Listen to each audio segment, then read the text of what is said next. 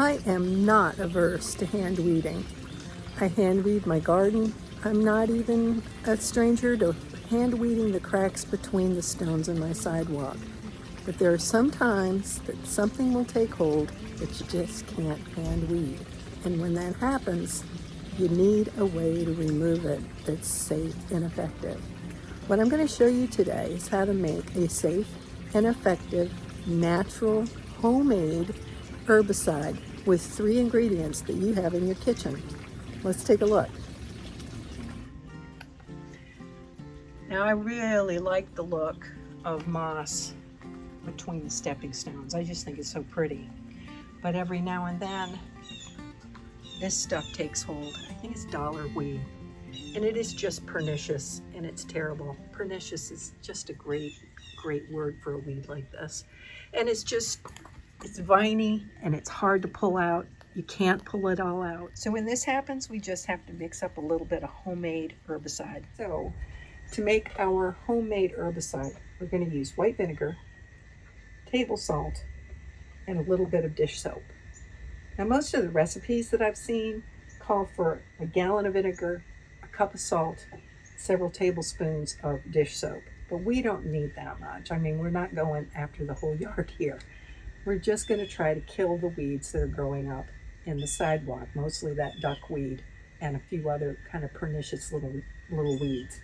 So instead, I think I'm going to use about a cup and a half of vinegar, a tablespoon of salt, a squirt or 2 of this, and I'm going to mix it up in my spray bottle that I only put stuff that won't kill the world in. And I'm going to just hand spray it around. Okay, so here goes. Okay.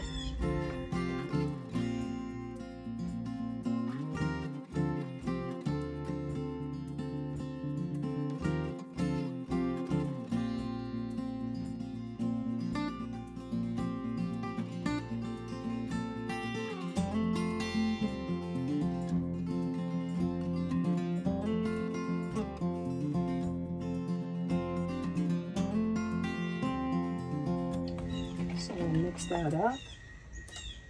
Just got extra salt off of there. And let's go kill some weeds.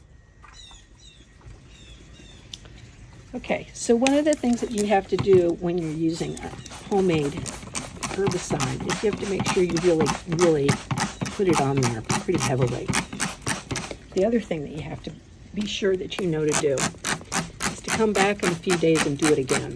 Because unlike things like Roundup, which we don't want to use, I don't want to use, it's outlawed in a lot of countries. Unfortunately, it's not outlawed here. But this is going to knock it back. But in a couple of days, I'm going to need to come back and do it again, because some of it's going to try to come back. Let's give a little to that too. All right, just another little patch of it.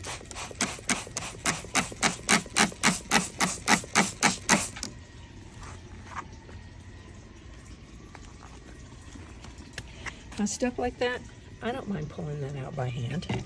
It's not hard, and I'm able to get it by the roots, and so why not?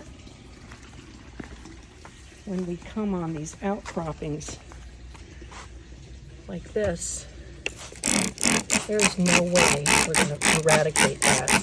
There used to be a huge stand of this right here, and I've knocked it back to just this little tiny bit that keeps coming back. Look, see right there on the rocks? Just a little bit.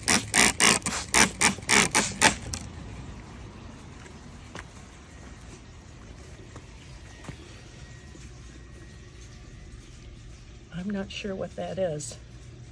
Let's see if we can pull it out. Yeah, it'll come by hand.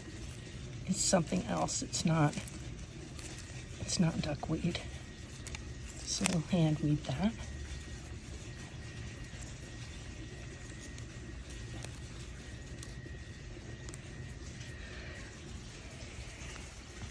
Okay. So there you have it. In a couple of days, I'll come out and check everything. If I see any more green in those places where I sprayed, I'll just hit it again. Now, I don't recommend that you use this herbicide on anything except the edges of your beds, edges of your paths, and things like that, because vinegar and salt is obviously not good for plants. It will kill things and it will kill your plants. So don't get over ambitious with this stuff.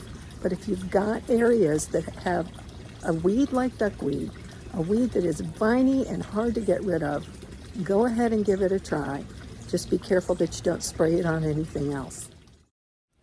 So it's been a couple of days and we're going to check and see how those weeds are doing. Let's take a look.